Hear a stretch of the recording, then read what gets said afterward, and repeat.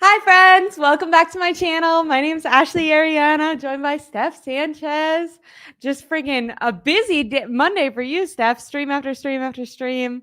I was going to ask if you were going to the combine because you've done that before, right? Am I making that up?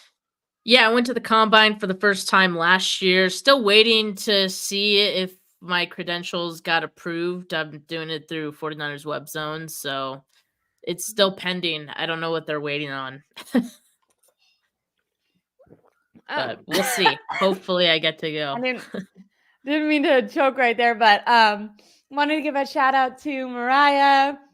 She said, yo, and have a great show, ladies. A lot of people in the chat wanted to give a shout out to Victor because I scheduled this last night and accidentally had the time wrong when I first put it in. So he was real early. VEZ48 says it's going to be an interesting off season. It so far is, and it's been about 8 days. So I'm here for it. Let's go. But yeah, I really hope that you're able to go, Steph. I know you're going to bring us the best coverage as you always bring all of us. And you just finished up with an interview. How was that? It was good. It was my first kicking off the first prospect spotlight interview of the off season, but I'm pretty much gonna look to have those almost every day leading up to the draft, except for the weekend because I Yeah, need time to touch grass. But yeah. yeah, every day of the week I'll probably have an interview, at least one interview with the player. I was supposed to have Lincoln Seth Chick as well. But that one's rescheduled to tomorrow. So stay tuned for that. So everyone go freaking sub to Steph's channel if you're not already there from or hear from there is what she's saying. Damn, Steph, you're pumping it out. Way to go. How are you feeling? It's been about 8 days, as VEZ had said, and I think Rick Diaz and Victor in the chat have all pointed out.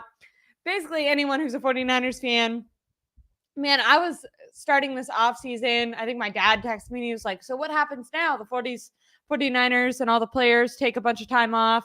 My friend was like, oh, like, what are you going to be able to talk about? And within 12 hours, we had plenty of content to talk about. And it is just pumped out every single day. How are you feeling? And were you able to read the ESPN article that came out today that highlighted the idea that Brandon Aiyuk was likely to be traded? Okay, so first, like going back I to it paid for the being ESPN app really quick. I just wanted people to know that. That I is how mean, you dedicated should, I am. because then we can write it off. Like tax season, write it There we off. go. It's good. There we go. Do you want to But know no, something that this is so derailing? And you've tried to make your point 3 times, but I did not do my taxes you until still like have a year ago. time.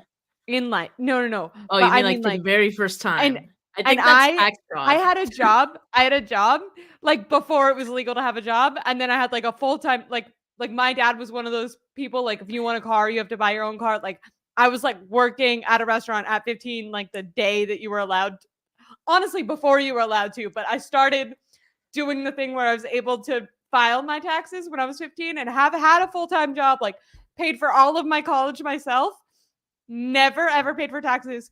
Just didn't understand how it worked.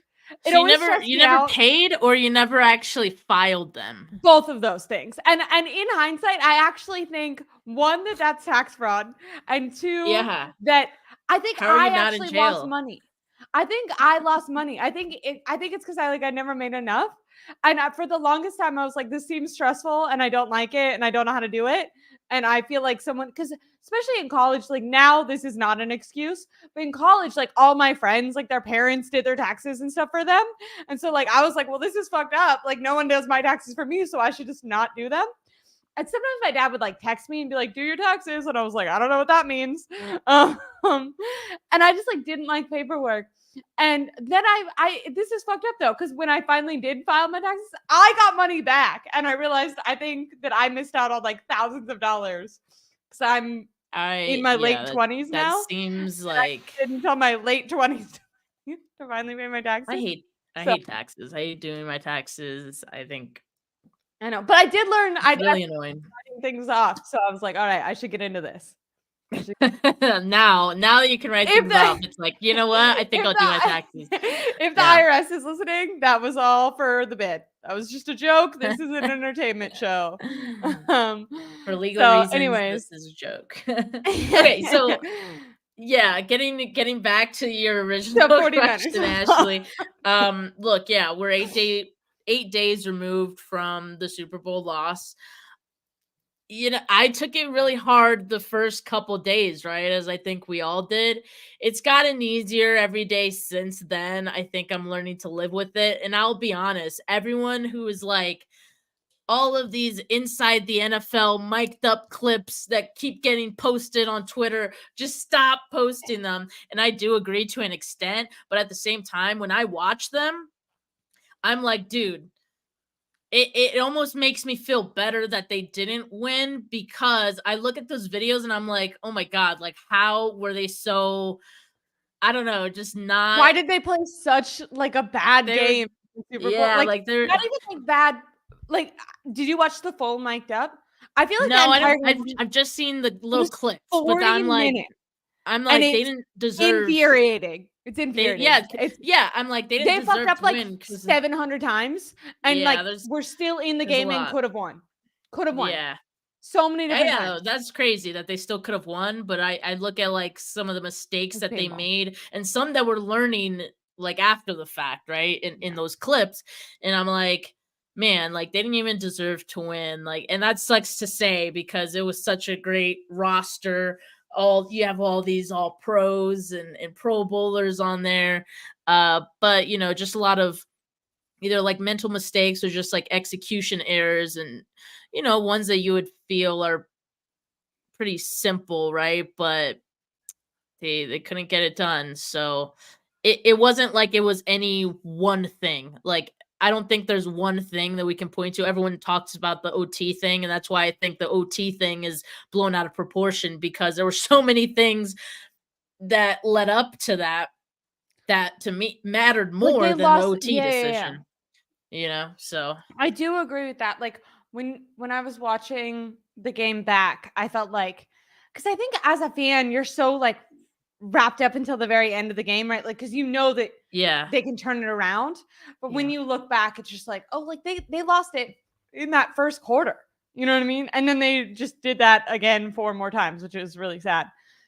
Someone said like was talking about George Kittle, and the thing that sucks about his blunder and that mic'd up mistake, not to like re-talk about that for because I know everyone is, but if you do watch the full mic'd up, he's actually going around to like chase down like other guys who have maybe struggled with effort and focus, and he's like patting them on the chest, hyping them up.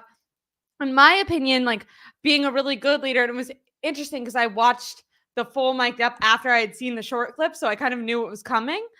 I don't know, just very, very frustrating and sad to watch because it just, in my opinion, it didn't feel like a lack of talent, but it was like a very, and obviously with editing, like whoever put that together Yeah. knew that the Chiefs won, but it did feel like the Chiefs had like such a more intense, focused mindset than the 49ers, which was a little You're upsetting. right, though. I But think I also editing has a know, lot to do with yeah, it, because, like, if the 49ers had won, there would have been a lot of clips that wouldn't yeah, have made it on, or would have just been seen in a different light. Like, everyone's talking about the George Kittle clips of him, like, saying "Hi, George" to Karlaftis, and him not knowing that the fumble happened behind him. That's something that would have they're like happened in not really, literally every single game, like, this year, had it happen yeah. again, because that's just George Kittle. Like, he's like that, and everyone's like, he wasn't locked in. He's literally like that in every single Every game single, of his he's life. talked about that. Like he goes in with like a persona to the game, and he feels like it's important for him to play with like a certain um level of like levity. He's talked about that before in his, because he has like his own meditation type podcast where he Yeah. talks a lot about like mindset and stuff, and like whatever, certain for certain people, like I know Joan Jennings, he kind of talks about blacking out and how he like hypes himself up in almost an angry way, but like George Kittle's a professional NFL player. Like, if being more jokey is what gets him in the zone, and he's like been an all pro at the top of his level for so long, it is hard. Randy says like George Kittle was just blocking. I like, because my stance is like, whoever was facing the ball was going to be the one that was going to get the ball.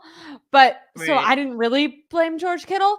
Now, I did hear the opinion that like, if you block until the whistle, and I've never played football, so I feel like I don't like, I heard from my dad, and he was kind of saying like, if he was to either keep blocking him until the whistle ended, or when he stopped, like turned around and looked at the play, then potentially you could have had another one. But I don't know. I don't want to hype on I think everyone and their mother has talked about the George Kittle thing so much, but I agree with you that like looking back at all the different clips that have came out, it does like, even though they're like kind of for me painful to watch, it also makes it easier because It you can explains kind of the laugh loss at it a and just little be, bit more yeah. for me, yeah. But But I believe, going, Ashley, I believe you asked me about Brandon Ayuk, and I did. I don't know how sorry, we it's totally again fine. like I was got off gonna of that. direct us back. Were you able to, um, it was this morning, or at least I saw it this morning for the Mhm. first time. I know people have been like talking about it, but ESPN put out an article on Brandon Aiyuk saying that basically an NFL insider, I don't know how to pronounce his name because I can't pronounce Dan anyone's name. Graziano. That is exactly what it is. He basically laid out the strategy for how the 49ers might go about trading Brandon Aiyuk, and saying that it could be smart for them to make that move with their roster. And I just wanted to ask maybe your opinion on, if you did read that, your opinion on his article and his stance, and then your own stance on the keeping Brandon Aiyuk. And maybe we could talk about that, because I can see it from both sides. And I do think that the major fan perspective is keep him no matter what. And I agree, but I can play devil's advocate. Like with my dad and I went back and forth and had a debate. So I have thoughts, but I want to hear yours first.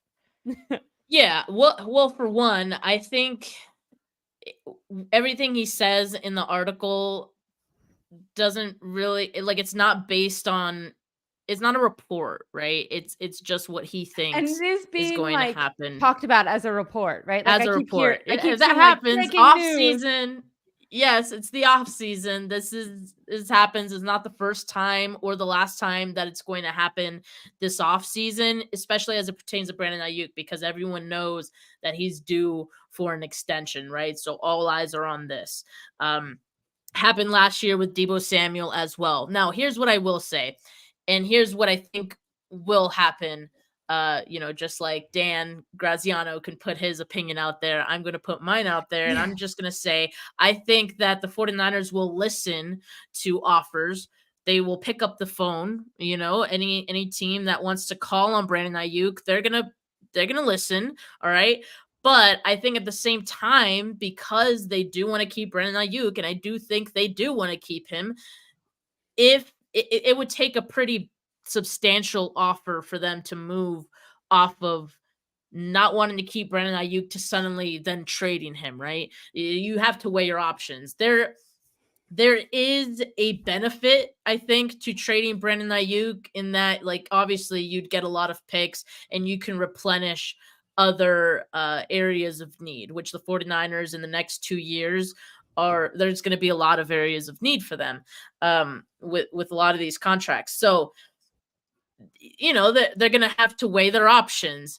How much of a big deal or a trade offer is going to make that worth like trading Brandon Ayuk, right? I think, and people will speculate about this, at least a first round pick, at least, and I would say a high first round pick, to make it worth the 49ers while, similar to, how they felt about Deebo Samuel when they were doing that deal. It was, what was it, like the Jets traded or they were offering like A a 10. They 13th, offered a yeah, or 10 and top they 10 wanted pick. more. They wanted So there more you that they go. like. So there you Yeah. go. And I would even say like Brandon Ayuk, maybe you can say worth more because he's an X receiver wide receiver one type. So I think that would be even more valuable to other teams. Now, I'll also say this, like he did point out a couple of other similar, excuse me, similar situations for teams that have had the opportunity to extend, high priced wide receivers. Like he mentioned Devontae Adams, Tyreek Hill, AJ Brown, all those guys were due for a big payday. And all of the teams they were on said, you're asking for too much. Like, we're going to trade you instead. Yeah. We don't really know what Brandon Aiyuk is asking for yet. I don't even think like the 49ers have really got into those discussions quite yet. And I would even argue, I don't know if it turned out well for all of those teams that traded away those star players, right? Like you look Especially at not like you think of Chiefs. the Titans. Okay, the Chiefs are like the outlier because they have Patrick Mahomes, but like you saw how their offense performed AJ this season. Brown. AJ Took some Brown. step. AJ Brown, the Titans have not been the same. No. Devontae Adams. I mean, the Packers were able. The Devontae Adams thing made sense, I think, for them for different reasons because of where they were at with their quarterback situation, with their team as a whole. It was an entire like retooling for them. So it kind of made more sense for them. For the 49ers, I don't know if it makes so much sense. I think they should look to keep Brandon Aiyuk, but like I said, like I think they're gonna listen to offers at the very least. But ultimately, I'd be surprised if something got done, because if something got done, it would mean that a team is willing to give up a first rounder and more potentially. I'm just guessing like what the 49ers would be asking for. But Because yeah, it would take a big offer. We've seen Nate, like usually the 49ers overvalue their assets. Like maybe they would be willing to trade him, but normally when they are willing to trade their guys, like even with Jimmy Garoppolo, like their asking price for their players has always been significantly higher than maybe that they can fetch, which is usually why they end up trading or keeping their guys, unless it's some egregious offer. I know there's some people in the comments talking about Buckner. I personally kind of feel like they've learned from the Buckner situation, or at least are embarrassed by it. Every time John Lynch has had to address it in a press conference and address the way that they handle their players, it does feel like it comes with a little bit of shame. And maybe that's just because of the way that one trade turns out. Maybe it actually doesn't affect how they're going to move forward. That's just kind of my interpretation when I see him kind of get a little fidgety. We haven't had one of those moments because we've been in season where we see the John Lynch touching his face and his hair. Oh, and it's we're coming. Like, all right. It's coming. But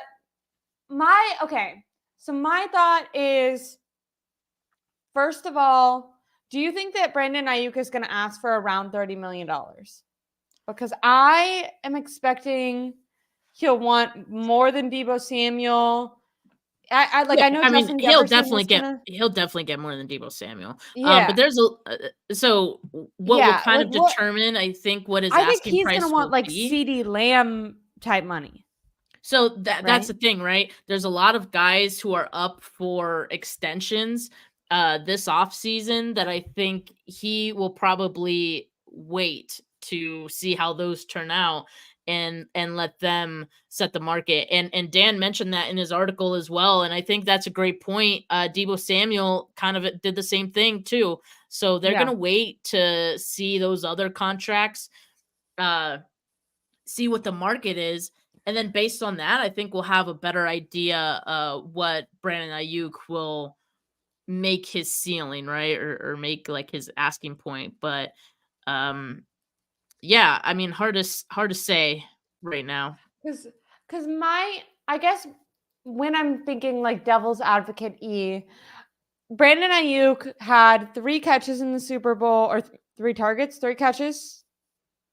I should know that more specifically. I think it was 3 catches. He had 3 catches in every playoff game in, I think it was 10 games total, including the playoffs, but also including the regular season.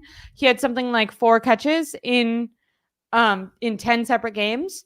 So like he is someone, and under Kyle Shanahan, the way that they spread the ball with having so many stars on their offense and the way that he kind of schemes up things, is I understand that Brandon Aiyuk is going to want to get around CeeDee Lamb money, because I think he assumes, given that opposite, like if he was in a Dallas style offense where he was the number one target, I think he thinks he would be blowing those people out of the water. I mean, earlier this year when he was second team for the All Pro, right? But he didn't make the first team, and we were comparing his numbers, and he had something like 60, like in between 40 and 60 less targets than the other guys that were in his class, and he had the same amount of yards. I think more yards than even Puka Nacua, if I can remember correctly.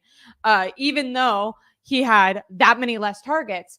My problem isn't that I don't think Brandon Aiyuk is worth the money and that he doesn't have the talent to be worth the money, but it's that if Kyle wasn't to change his scheme at all, like if they were going to continue to target Aiyuk anywhere from 2 to like 8 times a game, is he worth that much money?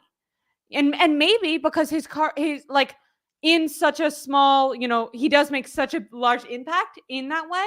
But I'm wondering, because we can look at it from Aiyuk's side, but before we do that, like just looking at it from the 49ers perspective, like, do you want to, as an organization, pay a guy that much when he's not, like, because you're paying for what he's capable of, not necessarily for what he's going to produce on your team. Is that a good way to say that? Yeah, I mean, you're paying for the right to keep him, knowing that if he was on another team, he would he'd be Yeah. putting up crazy numbers. But do we know that for sure? I mean, I think True. that's a safe assumption, but like it's also not a given either. Yeah. Look, I mean, I think that's I part like of you pointing that out, by the way. I think that's part of what Aiyuk is kind of fighting for. In addition to this contract, he's fighting for a bigger role on this team. And like one can And argue, we've heard like him it's like bring that up a yeah. few times. I mean, and one can argue it's like a good enough role, but like if you want to be one of those top 5 guys and you're asking to be paid like one of the top 5, top 10 guys, like you want to have the opportunity to show you can be one of those guys, and that's just something he hasn't really gotten. If you pull up that super chat from Corey Soto, he says Corey Soto's go for it. I'd pose that Aiyuk complaints aren't entirely about money. He may think there's a better place for him. I sense he low-key dislikes something here. I would love to, because that was like the other perspective. Like I wanted to start out being like from the 49ers side, but I was going to also ask you that, like if for Aiyuk himself, like he, at the end of the regular season, I think I talked about this with you. I remember getting a lot of backlash on it, and then I retweeted it because I feel very vindicated.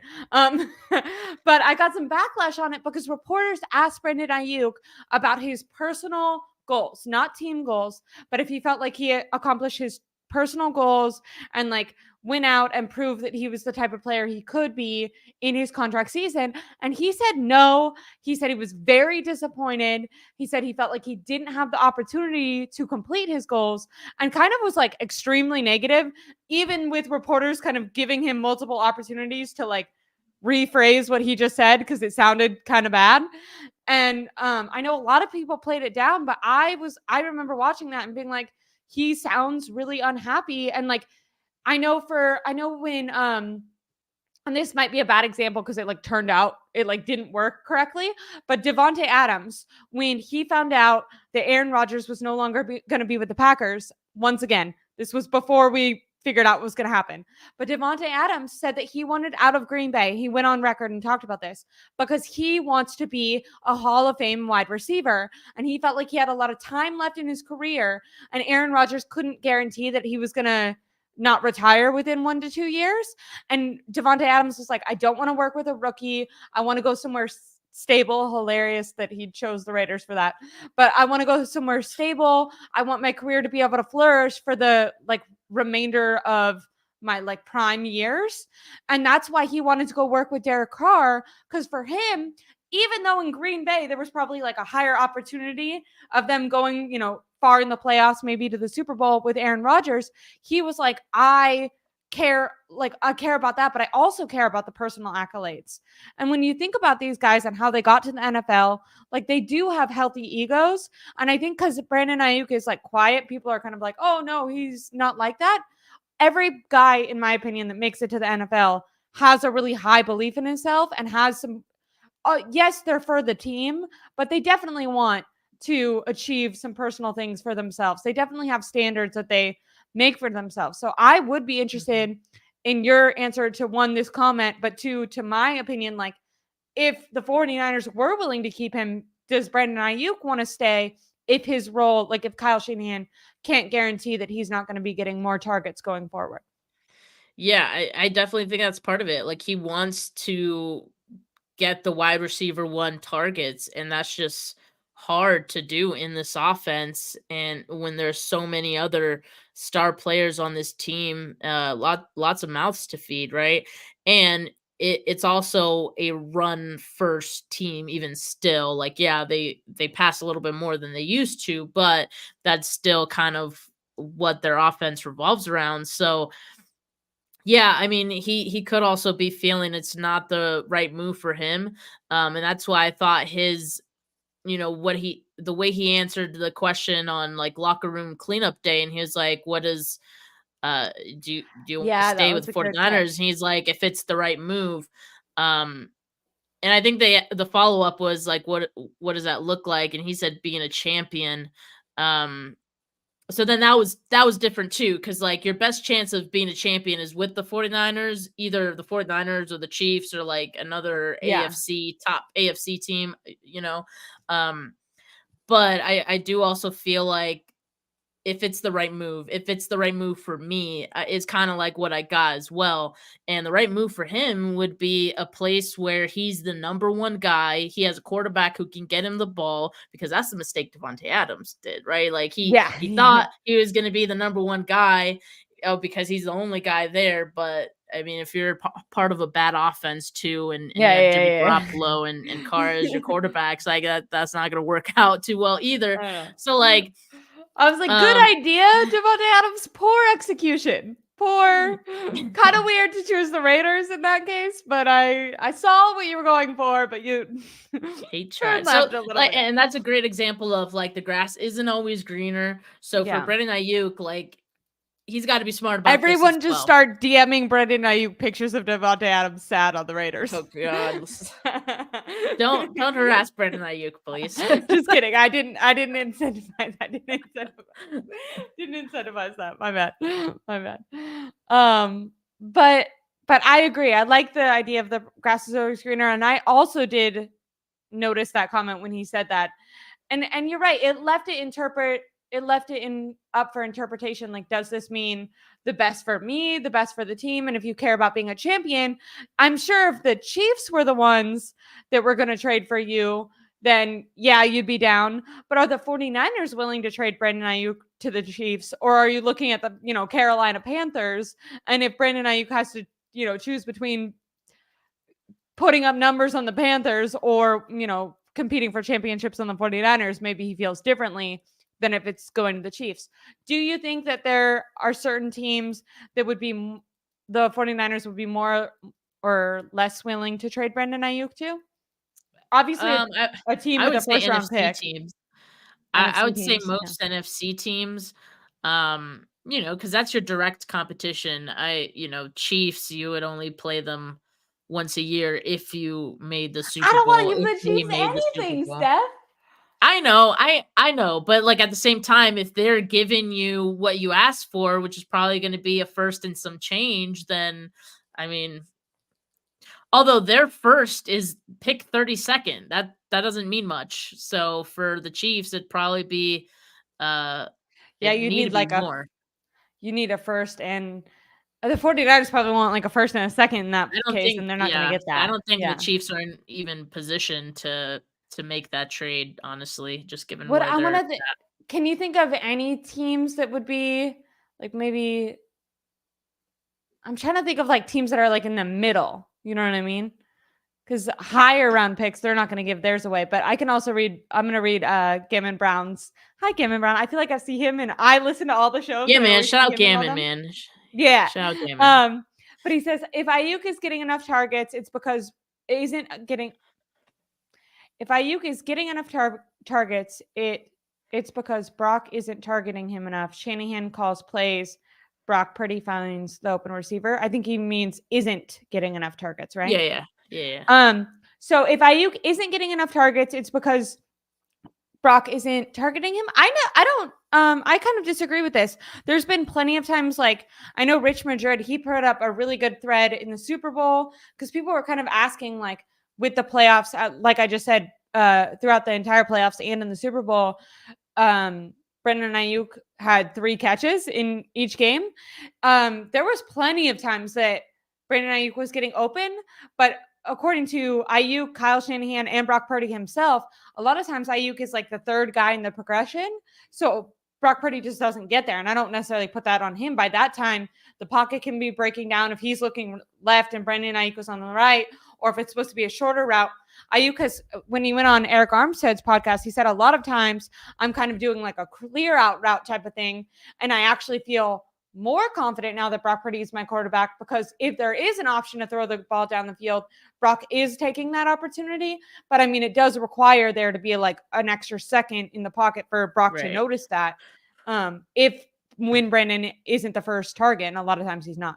Which is why I think we saw a decline in Ayuk's targets in the playoffs, because teams were putting more pressure getting there faster. I like that. Yeah, on Purdy, and yeah, there was less time to get the ball out. So if Aiyuk is the third, guy in the progression, he's not going to get the ball very often. He's not getting the time. If Purdy's not getting the time to throw, like that's just the fact. So yeah, it's a little like should then Aiyuk be the first guy, one of the first guys in the progression? I don't know. It depends on the play, right? And I think a lot of Ayuk's routes, or where he's set up to go, usually a little further downfield. He's not like a check down, guy.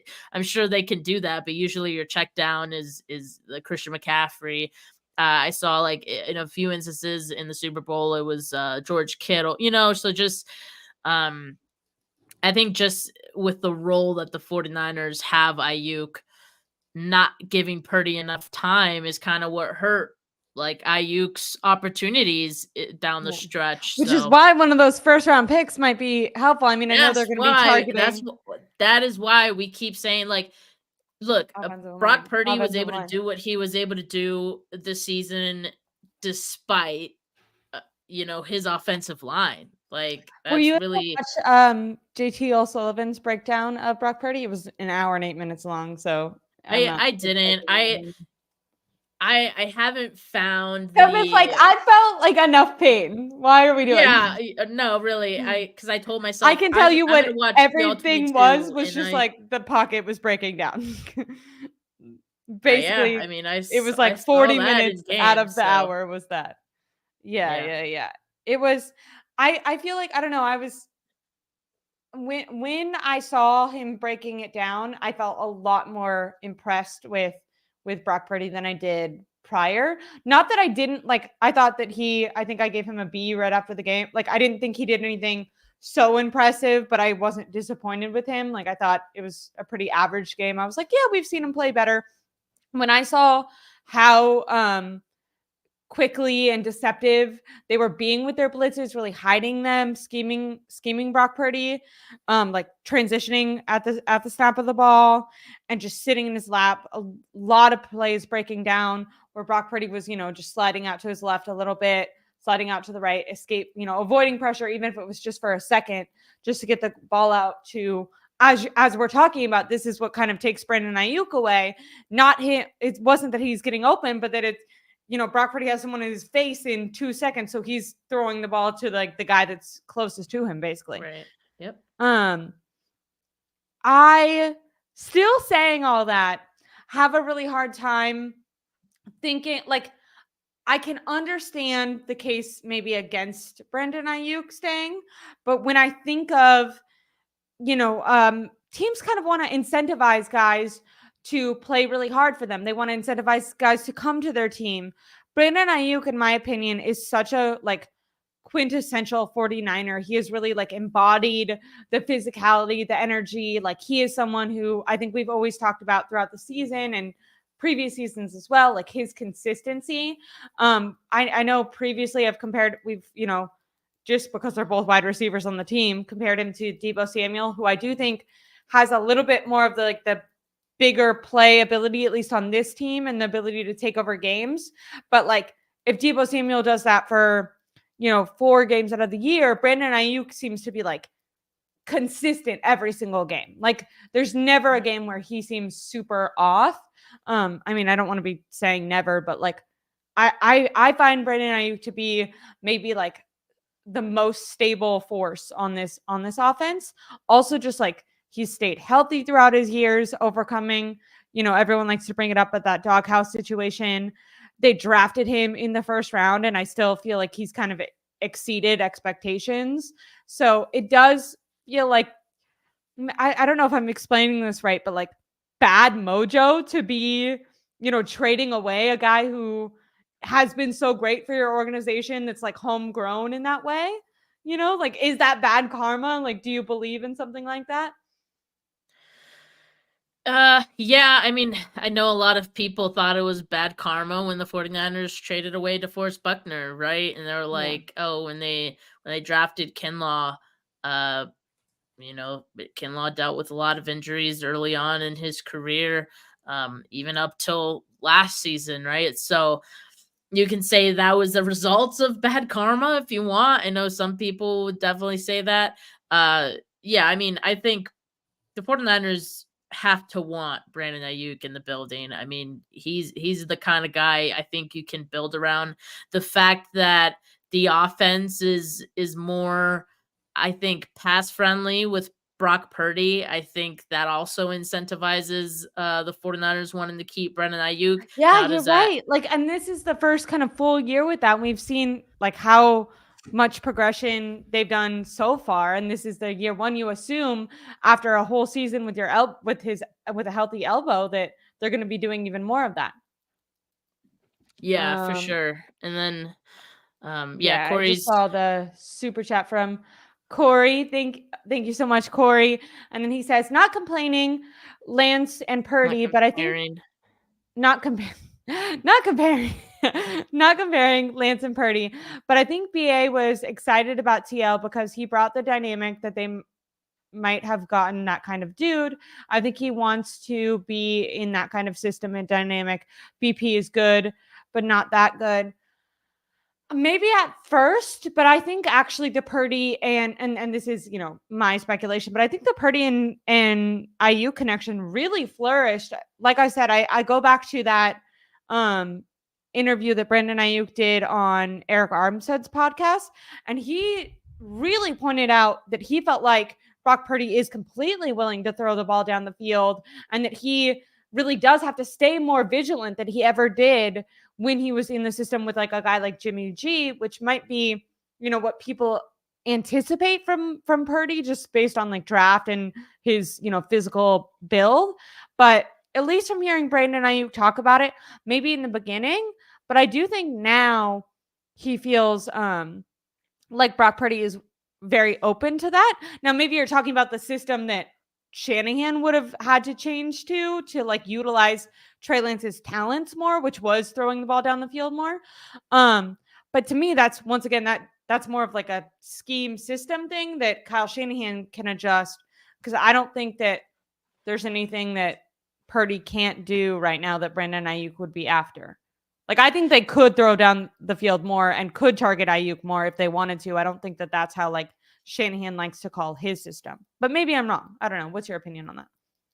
Yeah, and like Corey says, he's not comparing Lance and Purdy. I think the comparison is more with Jimmy Garoppolo and Lance, because that was all of the experience that Brandon Aiyuk had to that point when Trey Lance came in, and you see Trey Lance and his skill set, and you think, hey, this is a guy who can get me the ball probably a little bit better than Jimmy Garoppolo, or would be more willing to give me the ball more than Jimmy Garoppolo. I mean, Trey Lance and Brandon Aiyuk did have, a tight relationship. And I think we saw that Brock Purdy and Aiyuk's, like you said, their relationship did flourish as well. And their chemistry on the field really took off this year. And you got to remember, that's with Brock Purdy not even having an off season, really. Like, and barely joining the team a little bit in OTAs and training camp, but he didn't have an opportunity to say like, hey, like, let's train together, Ayuk. Like, let's Yeah. get our Like rapport he did going. all this Yeah, I it think was he wasn't even around in the very beginning of the off right. season Yeah, workout exactly. programs.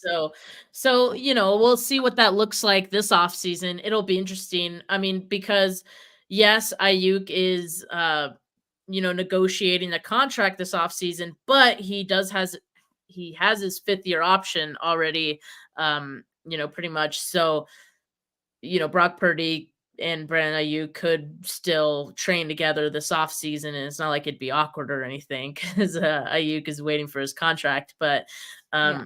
yeah, I mean, I think there's still even a bigger opportunity for those two to Bond and really grow their grow. connection. Yeah, I completely agree with that. And I did like for I'm not going to try to say that, but he said Purdy led the league in air yards attempts, didn't he? He did. But I think that they could scheme up more.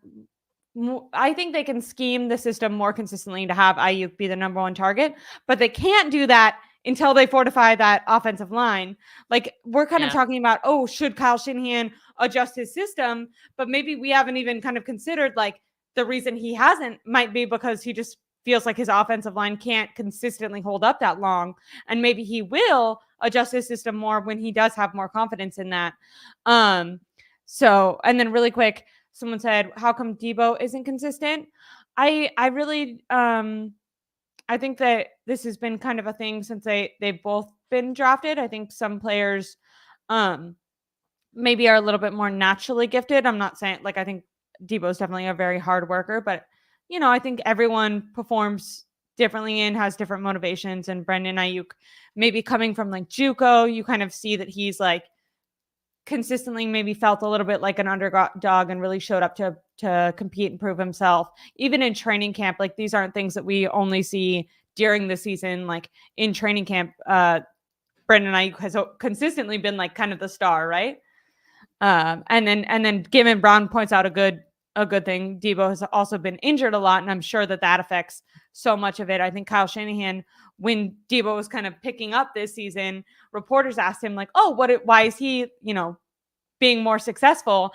And Shanahan himself said, "Well, he was struggling with an injury last year. Finally got back in shape, and then injured. Had some small soft tissue injuries that held him back that." He was able to play through. So maybe you don't notice it as much as like those injuries that really keep you out. But when Aiyuk isn't dealing with that at all, much like we're talking with Brock Purdy, who, couldn't train to his fullest extent because of his elbow. The same thing happens with Debo Samuel. If you're injured, you're more rehabbing versus expanding your skill. So, yeah.